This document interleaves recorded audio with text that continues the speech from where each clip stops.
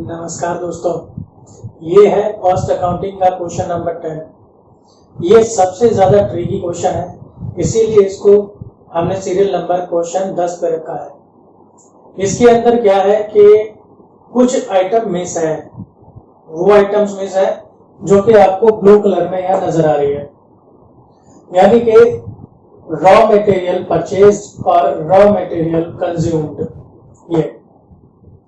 ये दोनों आइटम में से अगर आप इस तरह के क्वेश्चन के बारे में नहीं जानते तो आप ये सवाल बिल्कुल भी नहीं कर सकते।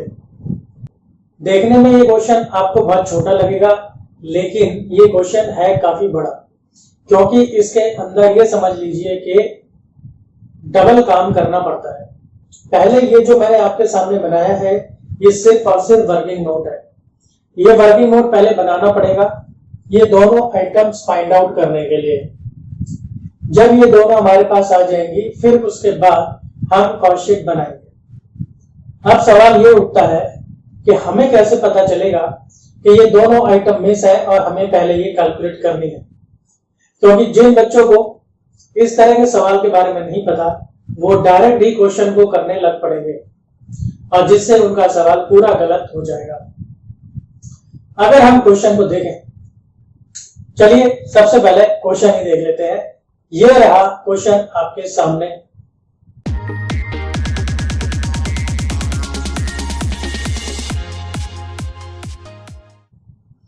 अब ध्यान से देखिए इस क्वेश्चन को।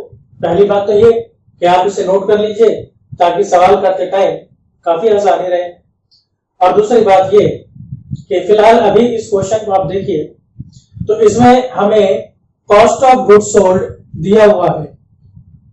हमें कॉस्ट ऑफ गुड्स सोल्ड दिया हुआ है, इसका मतलब ये बहुत बड़ी पहचान है कि भाई इसमें कुछ ना कुछ तो मिस है जो हमें कैलकुलेट करना पड़ेगा, नहीं तो कॉस्ट ऑफ गुड्स सोल्ड इस कॉस्ट शीट के अंदर कभी नहीं दिया जाता। अब अगर हम पूरे क्वेश्चन को देखें क्या दिया है क्या नहीं दिया है, तो हम पाएंगे कि रॉ मटेरियल के ओपनिंग क्लोजिंग स्टॉक्स तो दिए हैं, लेकिन कितने का खरीदा है वो नहीं दिया, यानी परचेज ऑफ रॉ मटेरियल नहीं दिया है। इसका सीधा सा मतलब है कि कोई ना कोई स्टॉक इसके अंदर मिस है।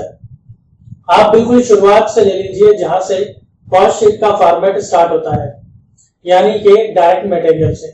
डायरेक्ट मटेरियल से लेकर कॉस्ट ऑफ गुड्स सोल्ड तक जितना भी कॉस्ट शीट का फॉर्मेट है, उसके अंदर कुछ ना कुछ कोई ना कोई स्टॉक मिस यह जरूर रहेगा। या तो वो रॉ मटेरियल का हो सकता है, या फिर वर्क इन प्रोग्रेस का हो सकता है, और या फिर फिनिश गुड्स का हो सकता है। अब अगर हम देखें तो वर्क इन प्रोग्रेस और फिनिश गुड इन दोनों के ओपनिंग क्लोजिंग दिए हुए हैं। एक ही आइटम है जो हमें देखने में मिस लगती है, और वो है कि भाई आखिर रॉ मटेरियल कितने का खरीदा, परचेज ऑफ रॉ मटेरियल। तो उसे फाइंड आउट करने के लिए हमने ये पहले बनाया है एक वर्किंग नोट। ये वर्किंग नोट है, इसे आपको क्वेश्चन से अलग बनाना है, कॉस्ट शीट के अंदर नहीं बनाना। आइए अब देख लेते हैं इसके अंदर है क्या।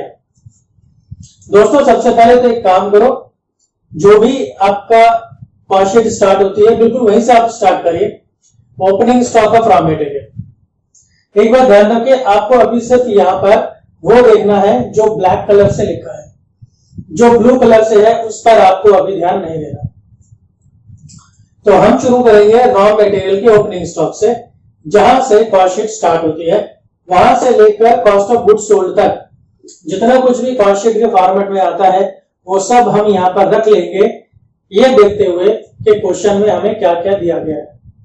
उसके हिसाब से opening stock of raw material, purchase, closing stock of raw material, फिर मिलता है रॉ मटेरियल कंज्यूम्ड, यानी ये पूरा हो जाता है डायरेक्ट मटेरियल। फिर डायरेक्ट लेबर, फैक्ट्री के ओवरहेड्स, ऑफिस के ओवरहेड्स, फिर opening stock of work in progress, minus करते हैं closing stock of work in progress. ये जो भी है वर्क इन प्रोग्रेस वाला, तो ये हमारा किसके साथ में रहता है, फैक्ट्री ओवरहेड्स के साथ। तो इन्हें चाहे तो आप इसके साथ भी लिख सकते हैं, कोई फर्क नहीं पड़ता है, हमने सब एडलेस ही करने हैं। फिर opening stock of finish good, closing stock of finish good. क्योंकि ये सिर्फ एक वर्किंग नोट है तो इसलिए ऊपर नीचे करने से कोई फर्क नहीं पड़ने वाला।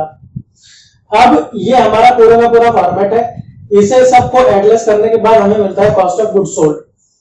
लेकिन अब अगर हम पुट कर दें वो सारे अमाउंट्स जो हमें क्वेश्चन में दिए हैं, तो वो 8,000, 8,600, 16,000, 10,000, 2,600, 8,000, 12,000, 14,000, 18,000, 56,000, ये सारे अमाउंट्स हमें क्वेश्चन से देखने में मिल जाएंगे।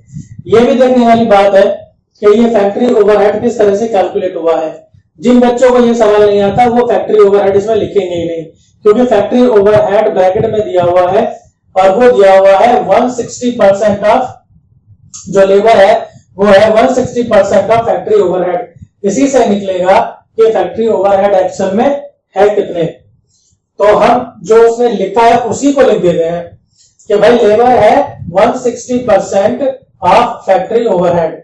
लेबर है 16,000, 160% का मतलब होता है 160 upon 100 factory overhead as it is. अब ये इधर जाके हो जाएगा उल्टा, तो 16,000 इंटू 100 बाय 160 ये अपनी जगह पर, इसे हमने सॉल्व किया तो मिला 10,000, यानी कि फैक्ट्री ओवरहेड है आपका 10,000, तो इसलिए फैक्ट्री ओवरहेड आ गया 10,000। अब ये समझ लीजिए कि आपके पास ये ब्लू वाले अमाउंट अभी है ही नहीं है, खाली है, बाकी ब्लैक वाले जो थे हमने देखे सारे लिख दीजिए। अब ये दिया है और ये मिसिंग है, नीचे वाले अमाउंट्स दिए हैं यानी कॉस्ट ऑफ गुड्स सोल्ड दिया है और ऊपर वाले अमाउंट्स मिस है। अब हमें क्या करना पड़ेगा, हमें उल्टा चलना पड़ेगा, हमें अब नीचे से ऊपर जाना पड़ेगा इन दोनों को फाइंड आउट करने के लिए। अब उसके लिए हम क्या करेंगे, अब इसमें ये हो जाएगा दोस्तों कि जो जो आपके ये हो रहे हैं ना प्लस माइनस, वो आप उल्टे कर दो, यानी कि ये जो माइनस था ये आप प्लस कर देंगे, जो प्लस था वो माइनस कर देंगे, ये माइनस प्लस हो गया, ये प्लस ये माइनस हो गया। इस तरह से आप चलते रहिए और साइड उल्टे करते रहिए और आपको ये वाले अमाउंट्स अपने आप मिल जाएंगे। इससे आसान तरीका और कोई नहीं है, आपको बताता हूं कैसे। 56,000 plus 18,000 minus 14,000 plus 12,000 minus 8,000 minus 2,600 minus 10,000 minus 16,000 equals to 35,400 plus 8,600 minus 8,000 equals to 36,000। इस तरह आपको परचेज मिल जाएगी। यह मैं आपको बता चुका हूं। अब इसमें जो दो काम की चीजें थी, एक तो आपका ये मैंने यहां अलग से लिख दिया और एक आपका ये भी मैंने यहां पर अलग से लिख दिया, क्योंकि अब कॉस्ट शीट बनाने में ये वाले अमाउंट्स काम आएंगे। तो ये तो हो गया हमारा वर्किंग नोट। आइए अब बनाते हैं अपनी मेन कॉस्ट शीट। सबसे पहले शुरू करते हैं opening stock of raw material से, जो कि हमें दिया हुआ है साफ साफ 8,000 रुपीज। फिर हम इसमें ऐड करते हैं परचेज ऑफ रॉ मटेरियल जो है 36,000।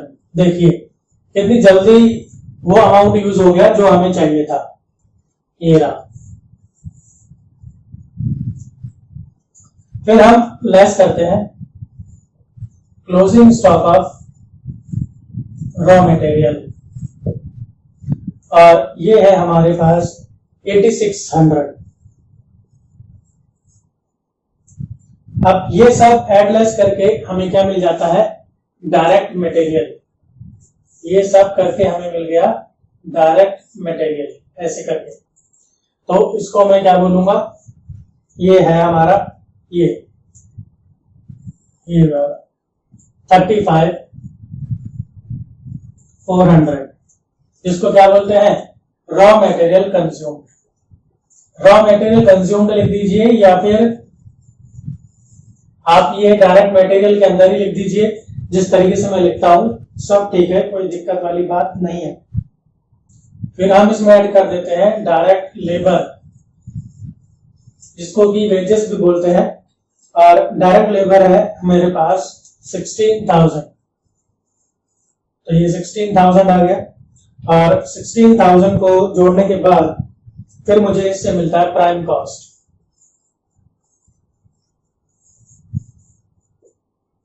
और ये प्राइम कॉस्ट मुझे मिल गया 51,400। अब आप चाहें तो इसे यहां भी लिख सकते हैं 35,400 और 16,000 इधर।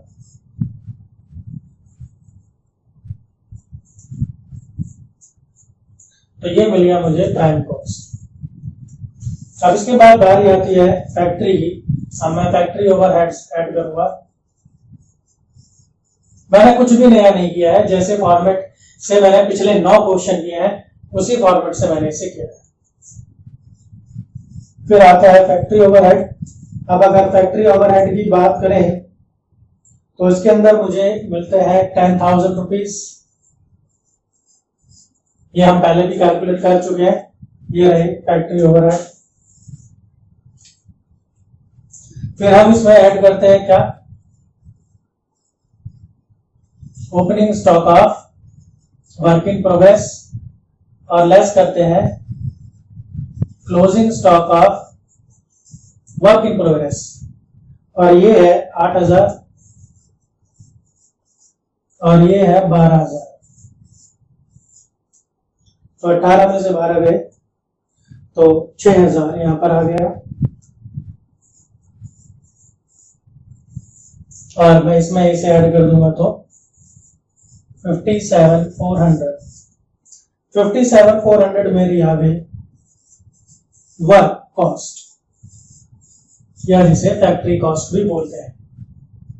देखिए फैक्ट्री खत्म हो गया। अब फैक्ट्री के बाद बारी है ऑफिस की। Office and administrative overheads. अब ऑफिस का हमारे पास क्या दिया हुआ है, ये है जनरल एंड एडमिनिस्ट्रेटिव ओवरहेड्स या एक्सपेंसेस, और ये है हमारे पास 2600 है हमारे पास, और ये 60,000 हमारे पास आ गया टोटल कॉस्ट ऑफ प्रोडक्शन। इसको बोलते हैं टोटल कॉस्ट ऑफ प्रोडक्शन। तो ये टोटल कॉस्ट ऑफ प्रोडक्शन है। बाकी कॉस्ट शीट मैं इस साइड में बनाऊंगा। तो अब ये 60,000 मेरे पास आ गया total cost of production.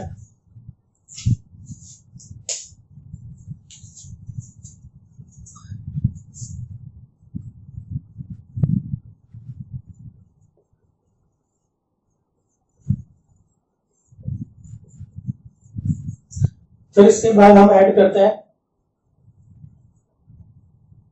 Opening stock of finish good और माइनस करते हैं closing stock of finish good. अब opening stock of finish good है 14,000, 14,000 and this is given 18,000। 14 minus 18 minus 4,000। अब जनरली हम इसको ना माइनस में नहीं लिखते हैं ऐसे करके, इसको हम ब्रैकेट में लिखते हैं। तो अब 60 माइनस, तो ये आ गया हमारे पास 56,000, और इसको हम क्या बोलते हैं, कॉस्ट ऑफ गुड्स सोल्ड। ये कॉस्ट ऑफ गुड्स सोल्ड हो गया हमारा सिंपली। फिर हम इसमें प्लस करते हैं selling and distribution overheads. Selling and distribution overheads में हमारे पास सेलिंग एक्सपेंसेस है। सेलिंग एक्सपेंसेस है 3,400 के, ये इसमें ऐड हो जाएगा, और इसको हम बोलते हैं कॉस्ट ऑफ सेल। ये आ गया हमारा cost of sales. Cost of sales के बाद फिर हम यहां पर लिखते हैं सेल्स, और सेल्स हमें दी है क्वेश्चन में 75,000, और फिर हमें निकालना है प्रॉफिट।